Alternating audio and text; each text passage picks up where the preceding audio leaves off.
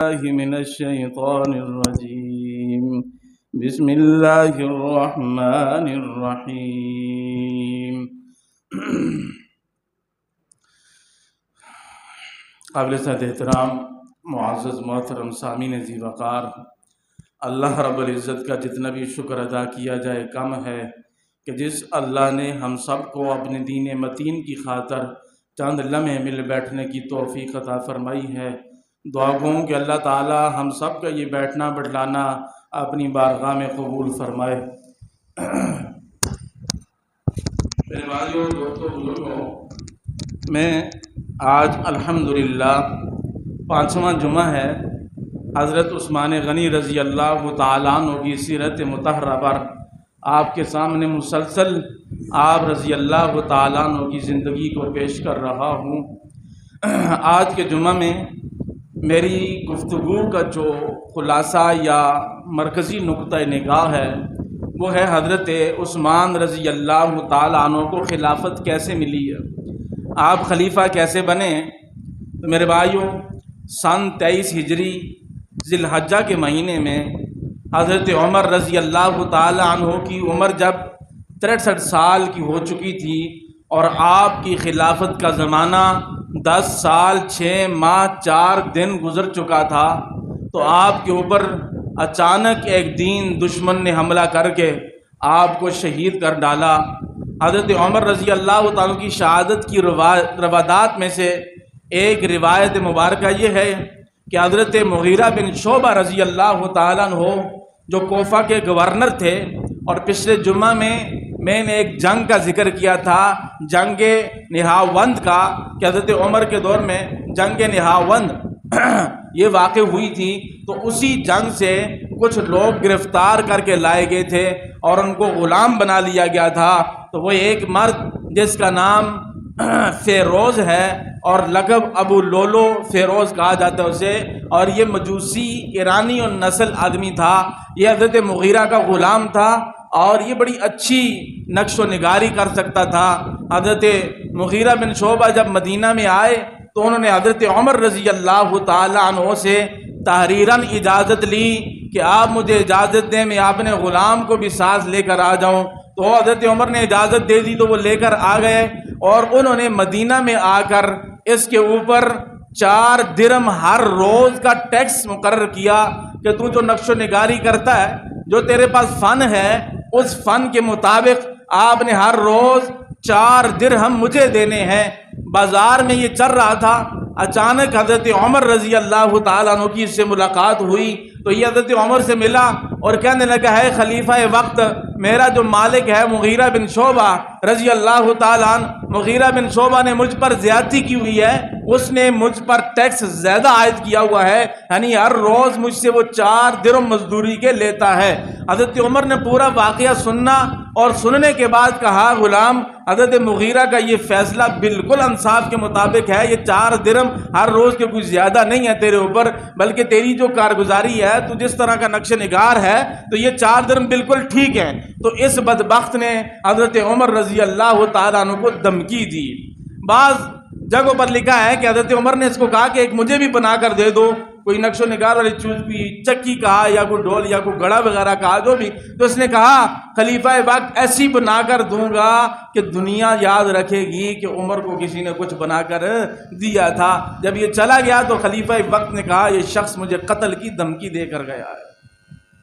بہرحال حضرت عمر رضی اللہ عنہ کو اس واقعے کے بعد اگلے ہی روز فجر کی نماز میں یہ خنجر لے کر گھات لگا کر بیٹھ گیا، اور اس کے بعد جب حضرت عمر نماز فجر کی امامت کے لیے آگے بڑھے، مسلمانوں کی صفیں بنی، حضرت عمر نے اللہ اکبر کہہ کر ہاتھ باندھے تو اس نے حضرت عمر پر 3 بار لگاتار کیے، 3 بار لگاتار کی، اور ایک بار آپ کی ناف پر ہوا جس سے رگے ساق کٹ گئی۔ حضرت عمر جب اس حالت میں چلے گئے اور مسلمانوں کو اپنے خلیفہ اور اپنا جانشین نامزد کرنے کے لیے کچھ لوگوں کے نام مقرر کیے، ان میں سے ایک نام حضرت علی کرم اللہ وجہ کا ہے کہ میرے بعد خلیفہ حضرت علی کو بنایا جائے، ایک نام حضرت عبد الرحمن بن عوف رضی اللہ تعالیٰ کا ہے کہ ان کو خلیفہ بنایا جائے، ایک نام حضرت طلحہ رضی اللہ تعالیٰ عنہ کا ہے کہ ان کو بلایا جائے، ایک نام حضرت زبیر بن عوام رضی اللہ تعالیٰ عنہ کا ہے ان کو بنایا جائے، ایک نام سعد بن ابی وقاص رضی اللہ تعالیٰ عنہ کا ہے کہ ان کو بنایا جائے، اور چھٹا نام جو ہے حضرت عثمان غنی رضی اللہ تعالیٰ عنہ کا ہے کہ ان کو بھی خلیفہ نامزد کیا جائے، یا ان 6 آدمیوں کے مشاورت سے جو طے ہو جائے اس کو خلیفہ مقرر کر دیا جائے، اور مجلس مشاورت میں زیادہ تاخیر نہ کی جائے۔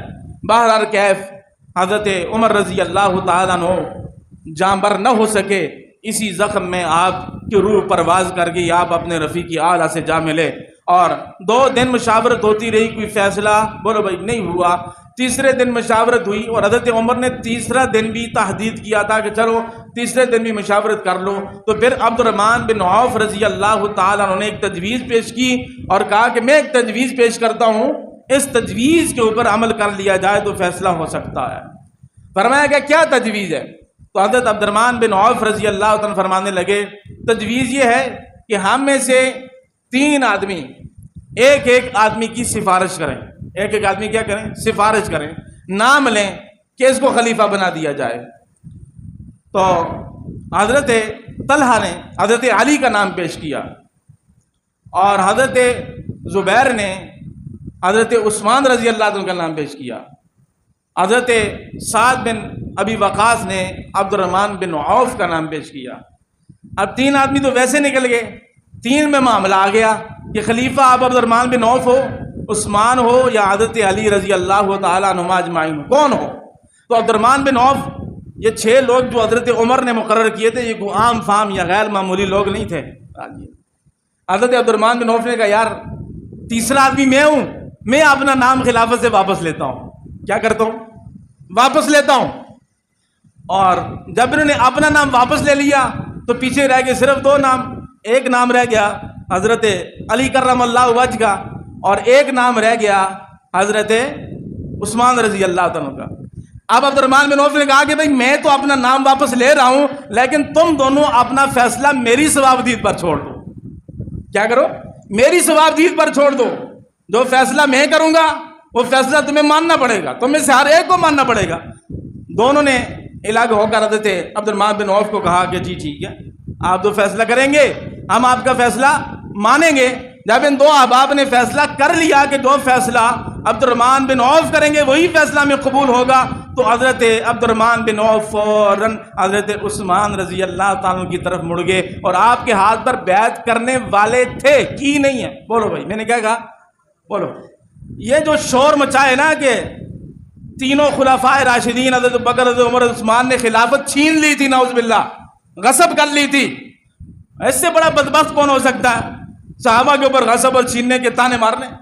یہاں دیکھو محبت کیا ہے، میں نے پچھلے جمعے میں کہا قرآن کہتا ہے رحماء بینہم، صحابہ میں کیا تھی بھائی؟ بولو بولو بولو، کیا تھی؟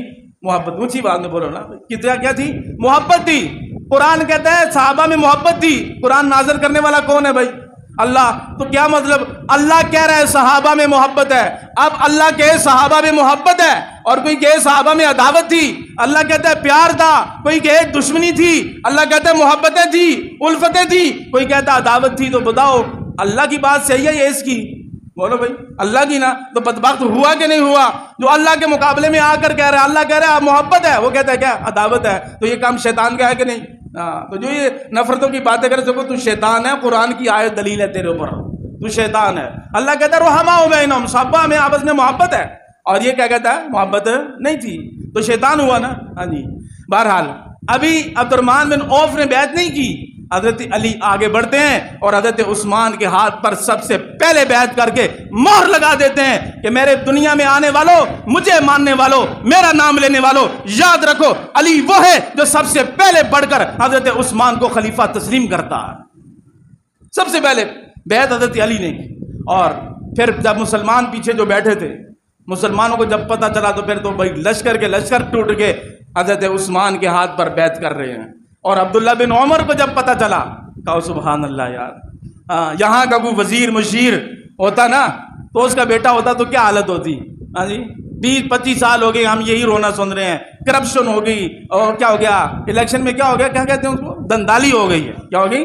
دندالی ہو گئی۔ باپ ہار گیا تو بیٹا کہتا ہے دندالی ہو گئی، بیٹا ہارا تو باپ کہتا ہے دندالی ہو گئی۔ یہ سارے ہی ایک ہیں، ساری جماعتیں ایک ہے، سب نے غریب کا بیڑا غرق کرنے کے لیے اتفاق کیا ہوا ہے، کسی کے دل میں کوئی غریب کے لیے نرمی نہیں ہے۔ یہ جو آتے ہیں نام بدل بدل کر آتے ہیں اور غریب کا چمڑا ادھیڑتے، غریب کا خون چوستے ہیں، واللہ ان کا کوئی آپس میں اختلاف لڑائی نہیں ہے۔ یہ ہمیں دکھانے کے لیے کبھی ایک جماعت والا دوسری جماعت والے کو دوڑتا ہے، کبھی وہ والا اس کو جو ہے وہ کھینچتا ہے، کچھ بھی نہیں کرتے، سارے اندر پاس ہوتے ہیں۔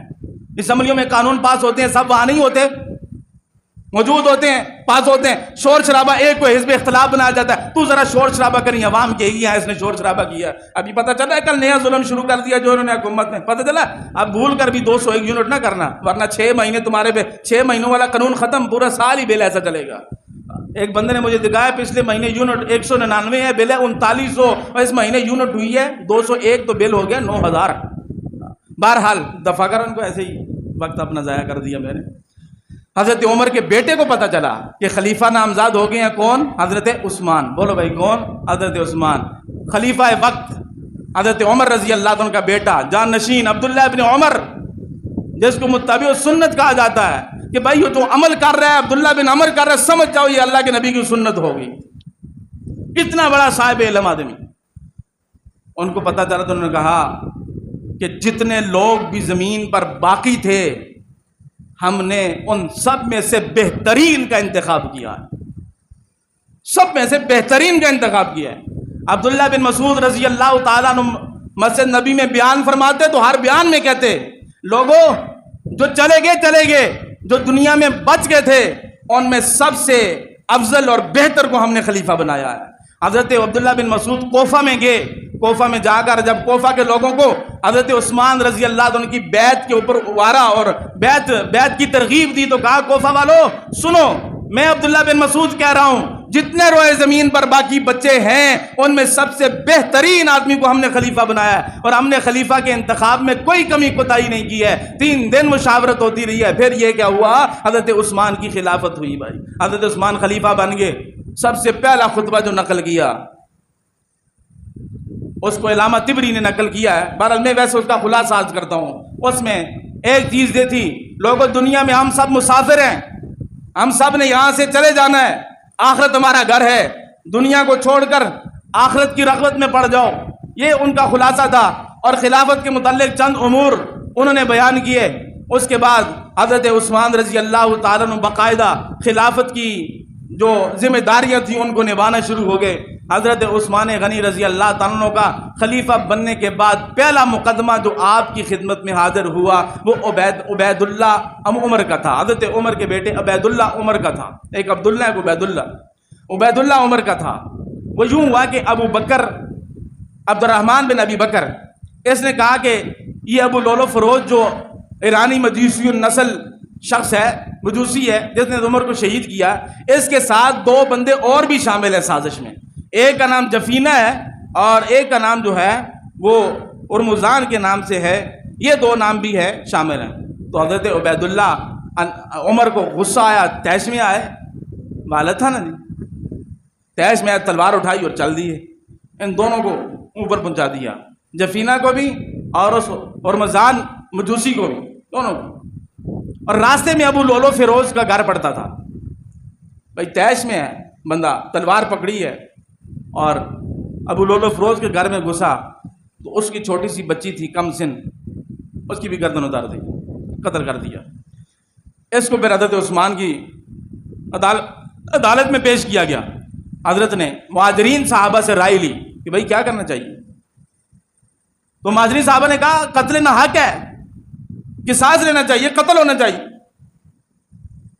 حضرت علی کی بھی یہ رائے تھی، کچھ صحابہ نے اس رائے کی مخالفت کر دی۔ اب یہاں امیر کا خلیفے کا اہم موڑ آ جاتا ہے کہ وہ ایسا فیصلہ کرے جو شریعت کے خلاف بھی نہ ہو اور عوام میں انتشار کا ذریعہ بھی نہ بنے۔